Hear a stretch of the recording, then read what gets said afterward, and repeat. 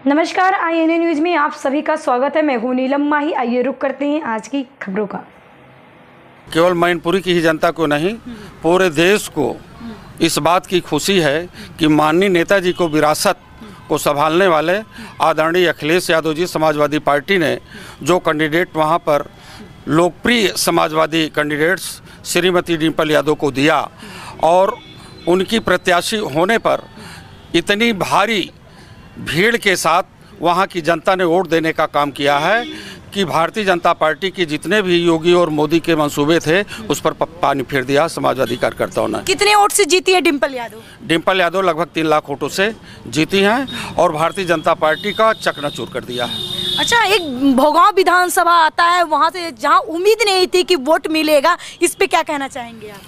मैनपुरी की जनता ने तो इतनी जीत दिला दिया है कि भोगांव विधानसभा और मैनपुरी विधानसभा से माननीय नेताजी कभी जीत हासिल नहीं किए थे, लेकिन इस बार मैनपुरी की 5 विधानसभाओं से, लोकसभा की 5 विधानसभाओं से इतनी ज़बरदस्त लीड हुई है कि भारतीय जनता पार्टी के नेताओं को चुल्लू भर पानी में डूबकर मर जाना चाहिए। कहीं ना कहीं चाचा का मिलना सफल रहा।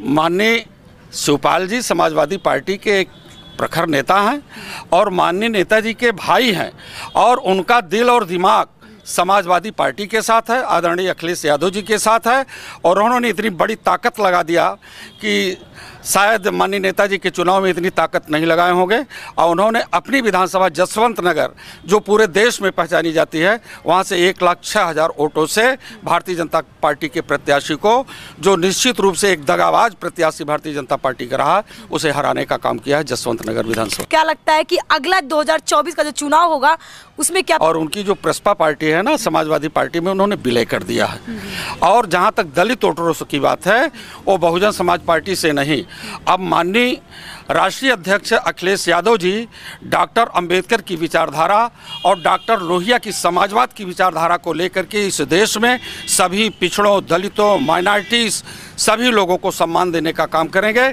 आज भारतीय जनता के पीरियड में नौजवान बेरोजगार है जिसको रोजी रोटी का ठिकाना नहीं है, इसलिए नौजवान हर जात मजहब का व्यक्ति सजग हो चुका है और समाजवादी पार्टी को मजबूती देने के लिए तैयार है। केशव प्रसाद मौर्य ने आज सुबह ट्वीट किया था भविष्य को लेकर, इस पे क्या कहना होगा आपका? केशव मौर्य अपनी विधानसभा केवल सिराथू देखें, सिराथू में हार गए हैं और उनका बूथ पर जो है निश्चित रूप से फिर अब केशव मौर्य विधानसभा में नहीं जा सकते हैं। रामपुर की सीट पे क्या कहना चाहेंगे आप? रामपुर की सीट पर ही नहीं, खतौली की सीट और मैनपुरी की लोकसभा सीट पर योगी सरकार ने इतनी ज़बरदस्ती की है कि हर जगह ज़बरदस्ती हराने का काम किया गया है, कहीं प्रधानों को, कहीं पर कोटेदारों को, कहीं समाजवादी पार्टी के कार्यकर्ताओं को।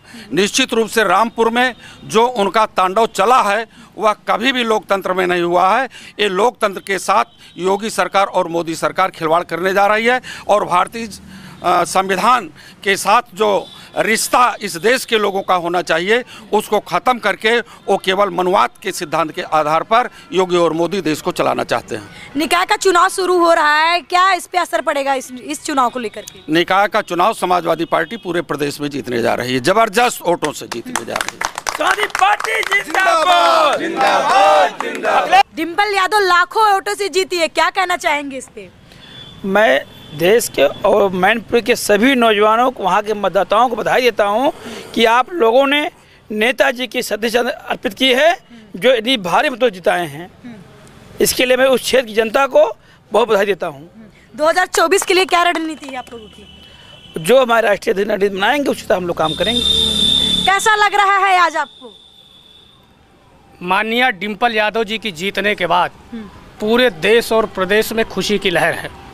हमारे नेता आदरणीय अखिलेश यादव जी महान नेता हैं और मैनपुरी की जनता को मैं बधाई एवं धन्यवाद देना चाहूँगा कि उन्होंने अपने महान नेता धरती पुत्र स्वर्गीय माननीय मुलायम सिंह यादव को श्रद्धांजलि देने का काम किया है।